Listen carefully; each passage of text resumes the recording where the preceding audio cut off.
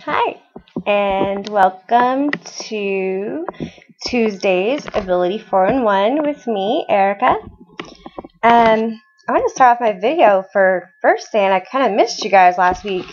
All kinds of technical difficulties going on with my computer and YouTube. Not really sure which one it was that was causing more trouble, but regardless, and it was just, the end of a very busy couple of weeks. I did, as most of you know, back-to-back trips. I was in LA with the lovely Tiffany Giddis and Kyler's Wheelchair for the LA Abilities Expo 2012.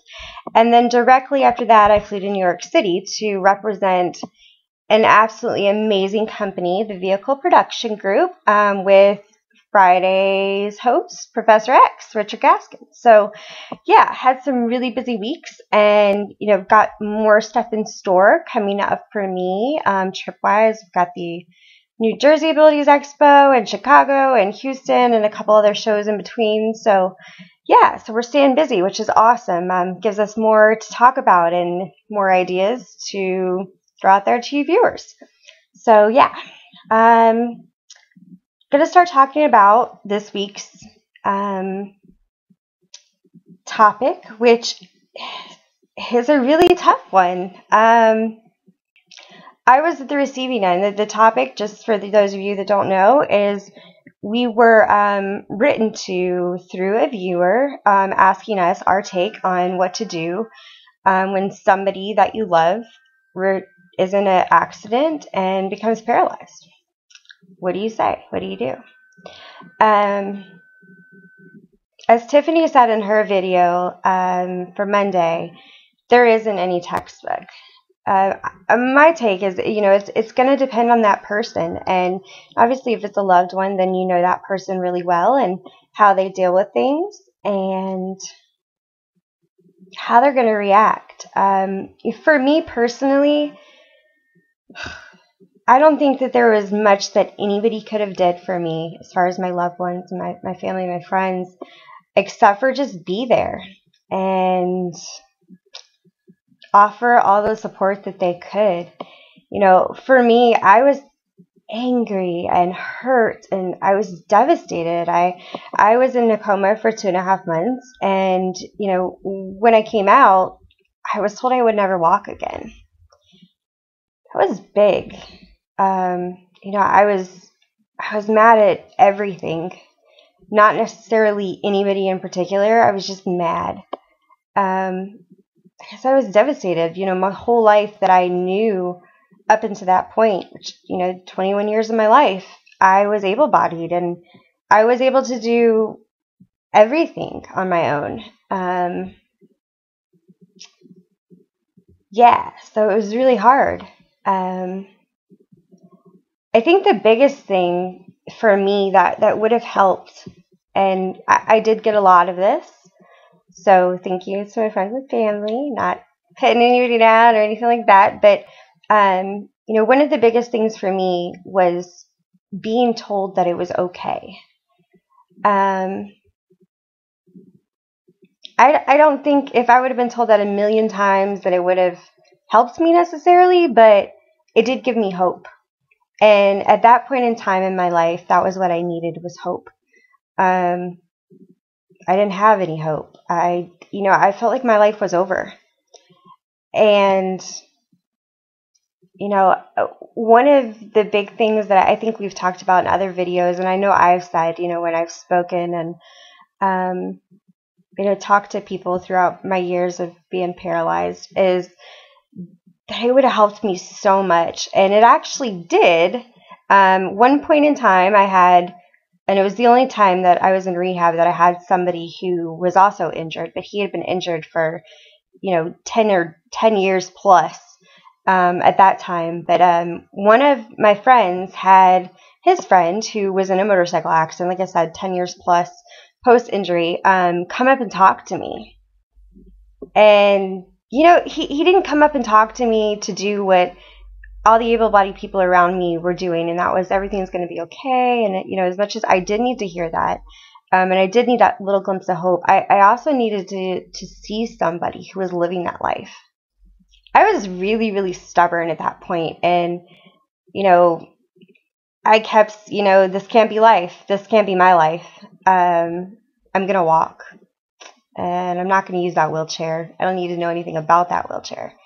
And Trip, which is the guy that came and saw me, his name was Trip, nickname obviously. But anyway, he told me, he's like, I drive. I've played sports. I still go out and hang out with my friends. Like, if anything, I just have fun with it. And I can still remember one of the first couple times that I went out in public after my accident, my injury, and after rehab. He met me out, and with my able-bodied friends, and it felt good to kind of have that camaraderie. I had somebody there on my side. I had somebody to relate to.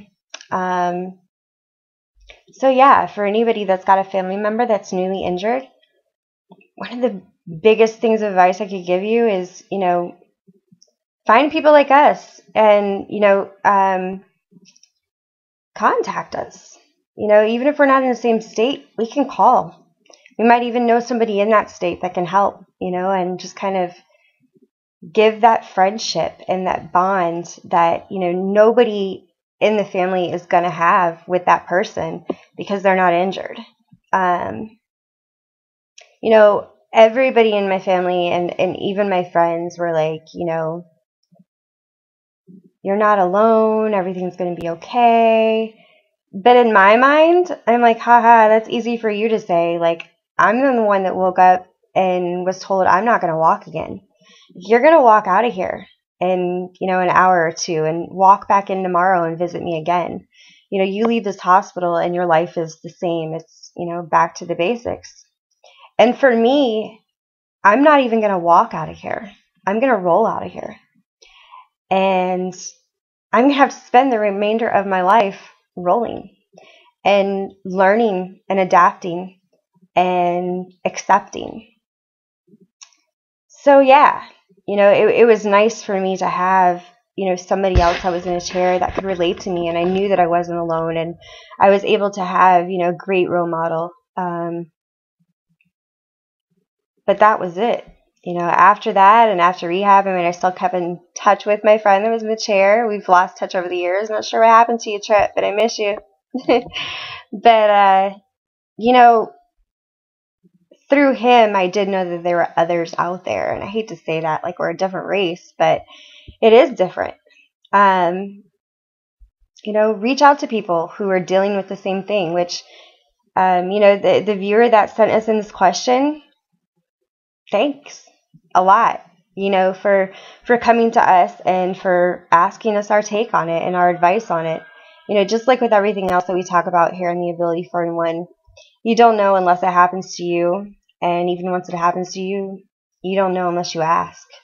You live in it, and why not go to people who are experienced and have dealt with this and dealt with their friends who are also in the same situations. So yeah, that's my advice, is to reach out, to people that deal with it and be there. Just be there. That's the most important thing.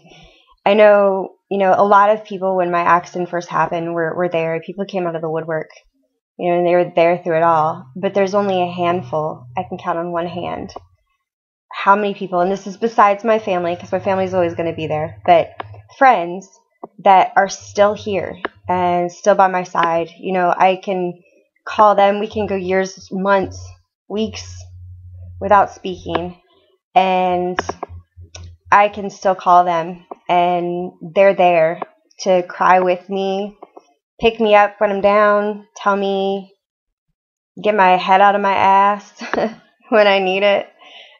Just a handful, and the rest of my friends are within the disability community, the ones that I relate to and that, we have a good time with our wheels when we go out. So yeah, reach out.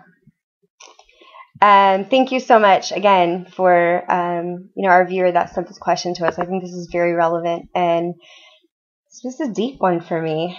So I'm getting a little emotional just, talking about it. Yeah, keep the topics coming, keep the questions coming, keep the comments coming. We love it.